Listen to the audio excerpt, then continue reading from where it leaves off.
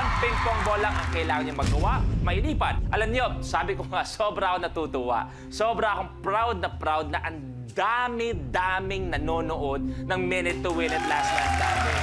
So Kim, pwedeng pasabi lang sa mga kapamilya nating Bisaya, sa mga taga Cebu. Mabilisan lang kung ano kailangan gawin sa game na to. Unang-una ang atong buhaton kay maning kamot ta, unya kwaon na to ang bula diri niya, i-shoot na to dito sa buslot, niya mudagan dayon, niya itaas din ang kamot. Okay, maraming salamat. Ethel, mga TFC subscribers nagkakagulo dito. Yeah, market ko yan. Hello. Okay, so Ethel please, anong kailangan gawin dito? You need to shoot the ball. Oh. To the nearest drop box. Kaya naman players, ito na ang Disco Balls. Good luck! Ayan na, Kim! The game begins in 3, 2, 1.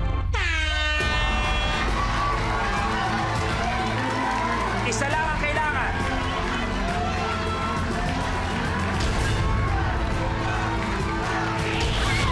Ethel, good!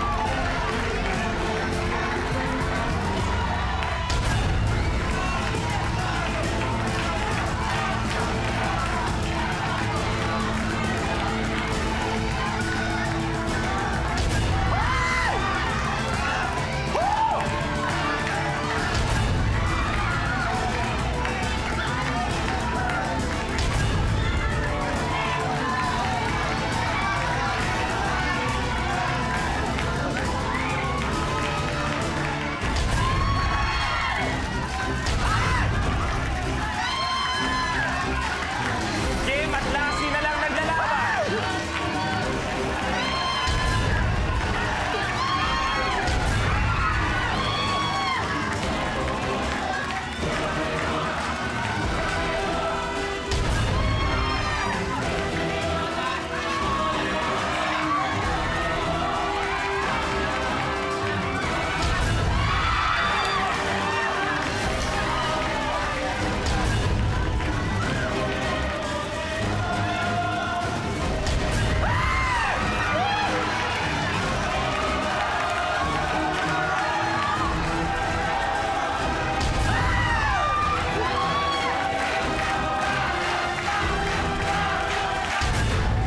Nanginginig na ako!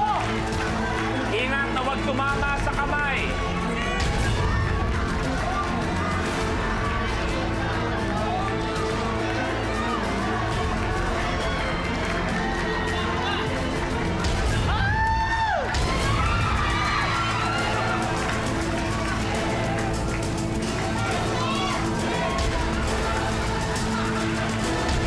Nanginginig na ako, grabe!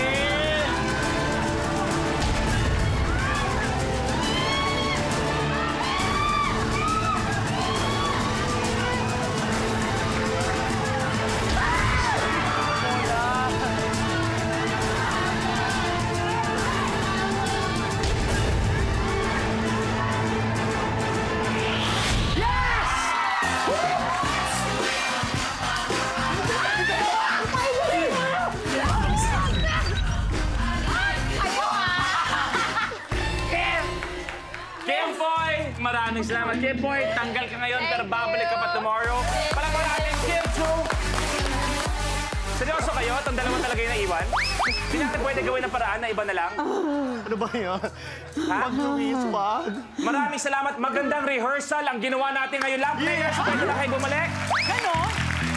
Luis, di mo ba naiintindihan? Gipit kami. Kailangan namin ng pera. Nahanap na natin ang top 2 natin. Eto na. Meron silang tig 20,000 pesos. Pero patikim pa lang yan sa mas malaking papremyo na nag-aantay sa inyo sa dulo ang may chance manalo ng 1 million pesos. Ang tapatan na Ethel at ni Lassie. Sino matitirang last man standing? Alamin sa pagbabalik ng Minute to Win It.